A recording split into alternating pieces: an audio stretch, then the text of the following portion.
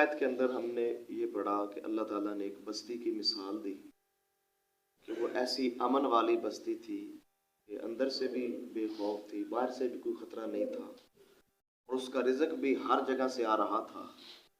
لیکن انہوں نے کیا کیا کہ اللہ کی ان نعمتوں کی ناشکری کی۔ پھر جب انسان اللہ کی نعمتوں کی ناشکری کرتا ہے تو پھر اللہ کی طرف سے آزمائش آ جاتی ہے۔ تو اللہ نے پھر ان کو خوف اور بھوک کا لباس پہنا دیا ان کے کرتوتوں کی وجہ سے۔ اب اللہ تعالیٰ اگلی آیت میں بات کر رہے ہیں کہ وَلَقَدْ جَاءَهُمْ رَسُولٌ مِّنْهُمْ، کہ بلا شبہ یقیناً ان کے پاس انہی میں سے ایک رسول آیا۔ یعنی یہ ان احسانات میں سب سے بڑا احسان ہے، یہ سب سے بڑی نعمت تھی کہ اللہ نے ان کی ہدایت کے لیے انہی میں سے ایک رسول پیدا کر دیا، یعنی ان کی جنس سے اللہ تعالیٰ نے ایک رسول بھیج دیا۔ اب اگر وہ لوگ دانا ہوتے، سمجھدار ہوتے تو اللہ کی نعمتوں کی قدر کرتے، اللہ کے احسان مند ہوتے اور اس رسول کی بات مانتے، اس کی بات کو تسلیم کرتے، مگر انہوں نے کیا کیا؟ اللہ فرماتے ہیں فَكَذَّبُوهُ، انہوں نے اس رسول کو جھٹلا دیا۔ میرے محترم بھائیو ذرا غور کریں، یہاں دائی کچھ پریشان ہو جاتے ہیں کہ ہم اتنی دیر سے سمجھا رہے تھے، ہماری بات مانی نہیں گئی۔ میرے محترم بھائیو، رسولوں جیسا کردار بھی کسی عام انسان کے پاس نہیں ہوتا، نہ ان جیسا کردار، نہ ان جیسی زبان، نہ ان جیسا عمل کسی انسان کے پاس ہوتا ہے۔ تو دیکھیں جتنے بھی انبیاء آئے سب سے پہلے ان کی قوم نے ان کو جھٹلایا، ان کا انکار ہی کیا۔ اللہ فرماتے ہیں انہوں نے جھٹلا دیا تو پھر ہم نے کیا کیا؟ فَأَخَذَهُمُ الْعَذَابُ، تو پھر ان کو اللہ کے عذاب نے آ پکڑا۔ وَهُمْ ظَالِمُونَ، کہ وہ ظالم تھے۔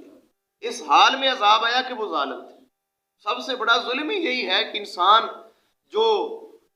کا خیر خواہ ہو، جو انسان کی آخرت کا خیر خواہ، اس کو انسان جھٹلا دے، تو اس سے بڑے محترم بھائیوں بڑی ظلم کی بات کیا ہے؟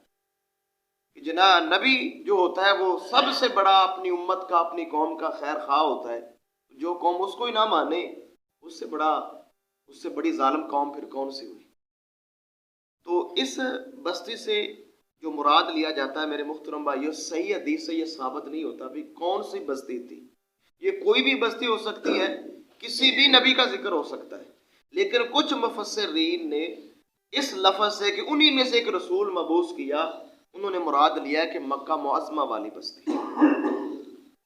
اور اس کی تشریح کے لیے ہم دیکھتے ہیں صحیح بخاری کے اندر ایک حدیث موجود ہے، حدیث نمبر 1007 ہے۔ حضرت عبداللہ بن مسعود بیان کرتے ہیں کہ جناب محمد الرسول اللہ صلی اللہ علیہ وسلم نے جب دیکھا کہ یہ لوگ ایمان نہیں لا رہے، یہ مکہ والے سرکشی کر رہے ہیں، تو انہوں نے ایک بد دعا کی تھی۔ وہ بد دعا کیا تھی؟ اللہم سبن کا سبع یوسف، اللہ جس طرح یوسف کے اوپر یا اس کی قوم کے اوپر قحط کے کچھ سال آئے تھے، اللہ ان 7 سالوں میں اللہ اس قوم کے اوپر بھی وہ 7 سال مسلط کر دے۔ تو یقیناً پھر ایسا ہی ہوا کہ مکہ معظمہ والے لوگوں کے اوپر 7 سال یعنی وہ قحط کے سال مسلط ہو گئے، اور ایسی قحط سالی آئی کہ سب کچھ ہی تباہ و برباد ہو گیا۔ یہ چمڑے کھانے لگے، مردار کھانے لگے، اتنی ان کی حالت تنگ ہوگی، اتنی ان کو بھوک نے ستایا ہوا تھا کہ یہ آسمان کی طرف دیکھتے تو انہیں دھواں ہی نظر آتا تھا۔ یہ صحیح بخاری کی حدیث ہے۔ اسی طرح ان کے خوف کی عالم یہ تھی کیونکہ ان کے اوپر ہر وقت مسلمانوں کے حملے کا خوف رہتا تھا، کیونکہ یہ اللہ کے نبی کی بات مان نہیں رہے تھے۔ اللہ کے نبی مدینے چلے گئے، وہاں پر اللہ کے نبی خوشحال ہو گئے، مدینہ سارا مسلمان ہو گیا۔ اب مکے والوں کے اوپر ہر وقت خوف رہتا تھا کہ ابھی مسلمان ہمارے اوپر حملہ کر دیں گے۔